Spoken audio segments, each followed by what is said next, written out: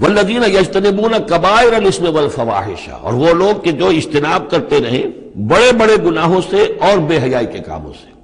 ظاہر بات ہے کہ اپنی سیرت کو ان چیزوں سے اگر پاک نہیں کریں گے تو اس قدم میں، اس میدان میں آگے نہیں بڑھ سکتے۔ لیکن یہاں دوبارہ نوٹ کر لیجئے کہ یہی مضمون سورہ نساء میں آ چکا ہے، ان تجتنبوا کبائر ما تنہون عنہ نکفر عنکم سیئاتکم وندخلکم مدخلا کریما۔ دوسری مرتبہ اب یہاں آ گیا ہے، یعنی یہ کہ اقامت دین کے جو جد و جہد کرنے والے ہوں انہیں کبائر کے بارے میں اصل میں زیادہ حساس ہونا چاہیے۔ صغائر کے معاملے میں جس قدر زیادہ حساس ہم ہو گئے ہیں وہ اصل میں ایک بالکل غلط رخ ہے۔ صغائر کے بارے میں کم اور کبائر کے بارے میں ہو اصل۔ صغائر تو از خود بھی ان الحسنات یذهبن السیئات، جو نیکیاں ہم کرتے ہیں اس سے خود بخود بھی وہ ایسے صغیرہ گناہ جو ہے معاف ہوتے چلے جاتے ہیں۔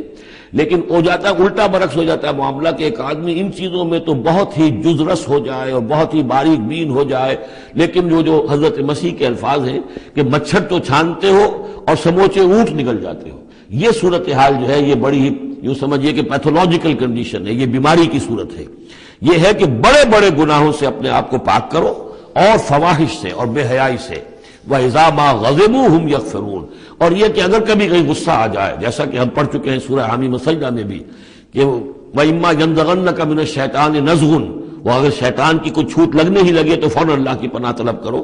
وَإِذَا مَا غَضِبُوا هُمْ يَغْفِرُونَ، جب انہیں غصہ آتا ہے تو اس غصے کو ڈھانپ دیتے ہیں، غصے کو پی جاتے ہیں۔ غفر کے معنی ڈھانپ دینا ہے، ویسے اس کے جو عام ترجمہ ہے معاف کر دیتے ہیں، بجائے اس کے کہ غصے میں کسی پر حملہ کریں اور کسی سے انتقام لیں، بلکہ اس کے اندر عفو کی صورت ہو جب غصہ آئے۔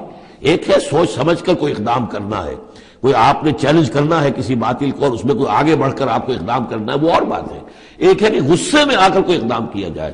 وَإِذَا مَا غَضِبُوا هُمْ يَغْفِرُونَ، تو وہ معاف کر دیتے ہیں، یا یوں کہیے غصے کو پی جاتے ہیں، یعنی غصے کے اوپر وہ پردہ ڈال دیتے ہیں۔ غفر جو ہے مغفر کہلاتا ہے خود، کہ جو سر کو ڈھانپ لیتا ہے تاکہ تلوار کا وار اگر سر پر آئے تو سر بچ جائے اور خود اس کو روک لے، تو مغفر، غفر کے معنی ڈھانپ دینا، گناہ کو ڈھانپ لینے والی شے ہے اللہ کی مغفرت۔